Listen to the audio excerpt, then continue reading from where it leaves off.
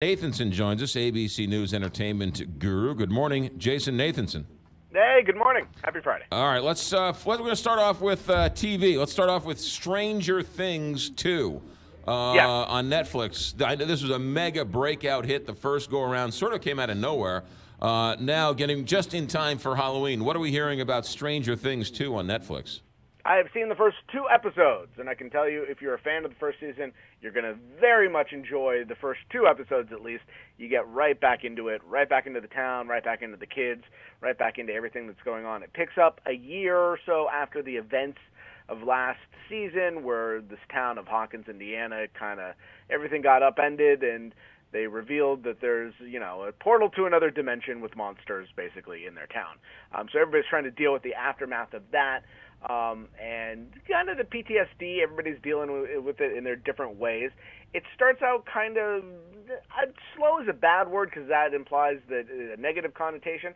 Not a whole. I don't know where it's going to go necessarily for the whole season from just watching the first 2 episodes, but that's not a bad thing. It's more about the relationships of the characters than it is about monsters and the big mystery. Seems like everybody's back too, right?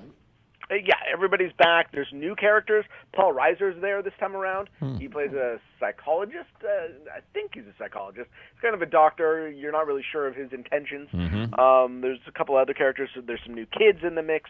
Winona Ryder is back, making her cry face. Everybody's back. What about the girl who everybody thought wasn't dead? The girl, the friend with the glasses. Barb. Oh, Barb? Yeah. Barb weighs heavily over the first 2 episodes. Whether or not she's actually in there, I'll let you see for yourself. But her presence is certainly felt. A little cryptic. Interesting. All right. Yeah, I don't want to. I don't want to spoil things too much for people. All right, that's Stranger Things on Netflix that drops this morning. What else is going on? We got George Clooney in the news this week.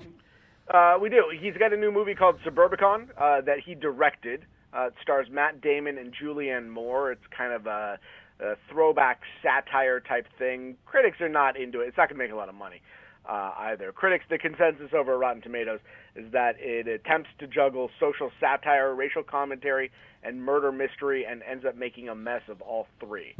So it's probably going to open around $6 million or so, which would be the lowest of George Clooney's directing career and one of Matt Damon's lowest ever as well. What's this Jigsaw movie people are talking about? Jigsaw is the big horror movie of the weekend. As we're getting close to Halloween, of course, this is a good time for horror movies. And it's been a good couple months for horror movies with It, and what was the other one that was doing really well? Stranger Things is out, so. Happy Death Day. Oh, sure. What also did pretty well recently. You had Tyler Perry's Boo 2, A Medea Halloween, which topped the box office last weekend. Not really a horror movie, but, Yeah, well, it's a horror movie, trust me. In the vein. So Jigsaw's going to top the box office. This is the 8th installment of the Saw franchise, which hasn't been around for 7 years. We thought it was over 7 years ago, but, when there's money to be made, they decide to bring it back. Yeah. And it's going to win the weekend. Yeah, I haven't seen Saw. I have not, and this one was not screened for critics, which is, not usually a good sign. Yeah. But horror movies don't do well usually with critics or audiences when it comes to the critical ratings. But people go to see it just, for the fun. It's Halloween. And while we still have you, Justice League is back. Is that another superhero movie? That's coming out next month. Okay. And it's going to do the early tracking is that it's going to be one of the biggest of the year, open well over $100 million. But when it comes to this weekend, when it comes to the movies that are out this weekend and everything, I'd say your best bet is just stay home and binge Stranger Things. Stranger Things. There you go. Jason Nathanson, have yourself a good week. Thanks for checking in. You too. Take care.